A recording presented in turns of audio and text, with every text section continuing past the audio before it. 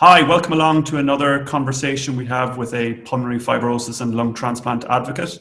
Today I'm delighted to be joined by Charolette Saunders. Welcome, Charolette. Thank you. So I know you've got quite a remarkable story to tell. Tell us about the time leading up to when you were diagnosed with pulmonary fibrosis. Well, I was very, very busy on my job. I basically worked two jobs for the USDA, Farm Service Agency, in my county office, and 8, 9, 10 hours a day there. And then I worked for our Employees Association as a volunteer. So my husband and I had the opportunity to travel a lot, and I was just very blessed to be able to do that.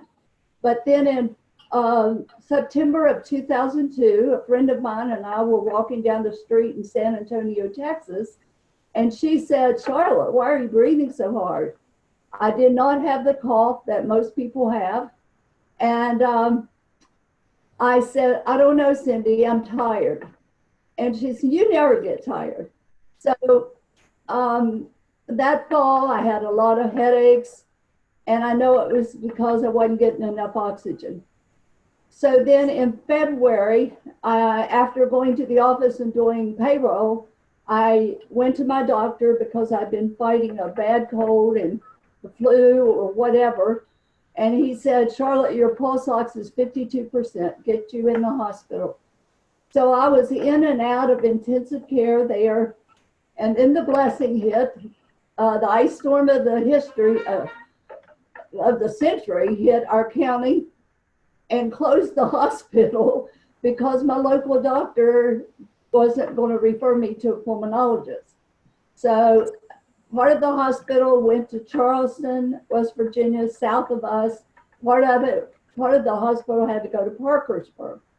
So I ended up going to Parkersburg. First time I'd been in an ambulance in my life.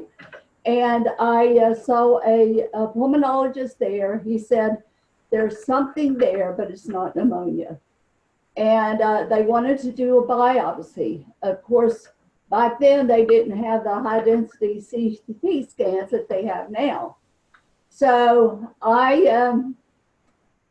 got in an ambulance again, and he said, "Where do you want to go? Do you want to go to Johns Hopkins? Where do you want to go?" And I said, "Charleston." So there was an excellent pulmonologist waiting on me there, and it was on a Friday. And he said, "Charlotte, we're going to have to wait till Monday." But I was so weak by that time, I didn't care. And so they did the surgery. As a matter of fact, the biopsy hurt worse than my transplant. And after a few days, they got the results back and said it was idiopathic pulmonary fibrosis. And Dr. Gray said, "I definitely want to get you in the system in Pittsburgh," which is about 4 hours from where I live. He knew the people there in Pittsburgh. So, and it is a center of excellence. And I will tell you, I received the best care there. And the first two people I saw were Dr. Kevin Gibson and Dr. Kathy Liddell, and I don't know what I'd have done without him. But anyway, I went there in April of 2003. In August, I had my evaluation, but I started pulmonary rehab immediately. And I had my evaluation in August, and in October, my nurse at the rehab center said, "Charlotte, your pulse ox is dropping." So after 2 more trips to Pittsburgh, I was put on the get ready list on Christmas Eve. I had to have my phone, my beeper, clothes packed, money in the car, ready to go. So what a Christmas gift. And so that winter was kind of hard because I'm used to being out doing things. I would go to the office a couple of times a week with my oxygen tank. But other than that, I didn't go out a lot because, I'm sick. Mm-hmm. And then in May, I told my husband, I said, well, I'm not going to make it till the 4th of July. I could just feel my body giving way. So he said, it'll come, the call will come. But I had been going to the support groups in Pittsburgh. And so I had heard some of them say, you know, sometimes, well, one of them had been there 7 times before they got their organ. So I thought, if I have to make that many trips, I'll never make it. So I was very fortunate to get mine on June 4th, 14 years, 4 months, and 22 days ago. So that's kind of how it was before. That's you count it down to the days. That's quite remarkable. I suppose you take your blessings and you're fortunate for it. And one of the remarkable things that you said was, not often would an ice storm be something that would be welcomed, but for you, it was fortunate because you got referred to a pulmonologist that took action. Yes, I did. So how has life been since you've had the transplant? I know you have a single transplant, so you still have pulmonary fibrosis in your other lung. So how have those 14 years been, and you know, what things would you say to other people who are either considering a transplant or in the early stages post-transplant? I would say today's the first day of the rest of your life. Make the best of every day you can. Don't let your attitude control you. You control your attitude. And I'm just trying right now to live every day to the fullest. I've had no rejections, no infections, and they tell you you will in the first year. It affects your family members differently. I have a very close support group in my family, but I'm not one to ask.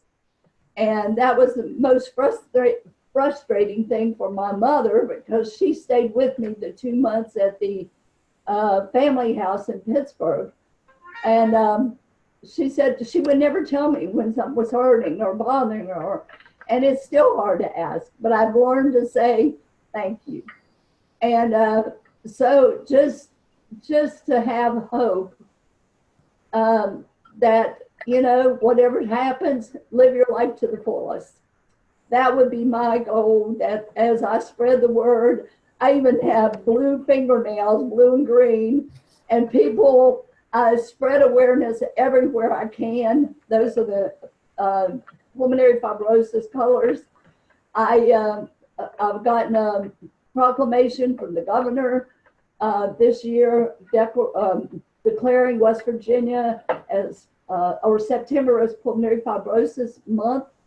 And I try to do everything I can to make people aware. And last year when I received the proclamation, I had my picture taken, put in the paper, put my home phone number if anybody had questions. I've had people call me from as far away as Utah, Texas, and Oklahoma. And as I was going through this process, I wrote an article for our NASCO newsletter, which was our employees group. It went to 2,200 county offices and to our offices in USDA and in government. And people were following the story, and I didn't do it for sympathy. I wanted to do it because people don't know what this disease is. Yeah. And even local doctors out here, a lot of them don't know what it is and don't want to refer you to a pulmonologist. So I guess those would be my things, that, and really be cautious and be sympathetic to your family. They want to help. I had a 19-year-old, a 17-year-old, and a 9-year-old niece, 3 nieces that came to see me in the hospital. Well, the oldest one just jabbered away, and sure, what's this tube? What's this? What's this? And then the 17-year-old stood outside the door. She didn't like to see me sick. The 9-year-old just climbed in bed with me. So it does affect everyone differently. But so just be aware of things like that, that your family wants to help, your friends want to help, It's just hard to ask sometimes.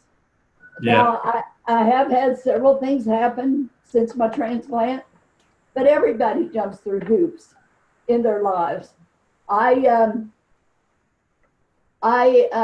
lost my nephew in 2011 with cancer, 39 years old. I've lost both parents now. I was in a car accident and had both ankles crushed, and they told me I may never walk again, but I'm walking. I've had both knees replaced. And but about 6 years ago, I went parasailing with my nieces, and we went tubing this summer on the lake and had a great time. So I'm not letting it hold me back. The most thing that holds me back is the rod in my leg till I can walk. My lung, I'm getting along great with it. You certainly are with the parasailing and tubing. You're living by the mantra of today is the first day of the rest of your life. It's a great sentiment. That's right. That's right. And I know you talked about, take the help from your family, because they want to help, and the caregiver is really important. And I know you know that side of the story from both sides. So tell us about the importance of kind of caregivers or kind of that support network around you. Before my husband got sick, I couldn't have asked for anybody better to be there for me. But I will tell you, you have to be your own advocate. I keep my medications on the computer because every time I go for blood work once a month, still, something may change, and I change that. Anytime I'm traveling with someone, don't let them give me anything if we're in a wreck or anything, unless you give them this list. This is all I can have unless they call Pittsburgh. So, yes, you do. Caregivers are very, very important. And since my husband was able to take care of me through this, and then about a year, I started back to work a year later and was thrilled to get back seeing people. And so then after I went back to work on July 1st of 2005, I developed severe tremors, and they thought it was latter stages of Parkinson's. So they did offer at that time the buyout in the government, and I took it. I had my 30 years and I was 55, and I took the buyout because I didn't want to leave my office uncovered again. About 8 months later, we could start seeing signs of my husband's Alzheimer's, and he had it 3 years at home, and then it just I couldn't take care of him any longer. So he's been in an assisted facility for 7.5 years now. That must be tough, but there's only so much you can do, I suppose.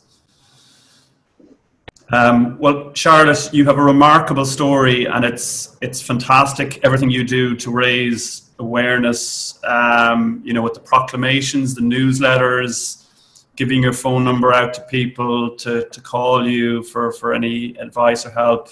And I've seen your video that you did at the PFF summit. So keep on living. That today is the first day of the rest of your life, because you're an inspiration for pulmonary fibrosis and lung transplant recipients everywhere. Thank you. And there's one other thing I'd like to say. I am a volunteer for the an ambassador for the Pulmonary Fibrosis Foundation. That has given me the opportunity to share my story several times.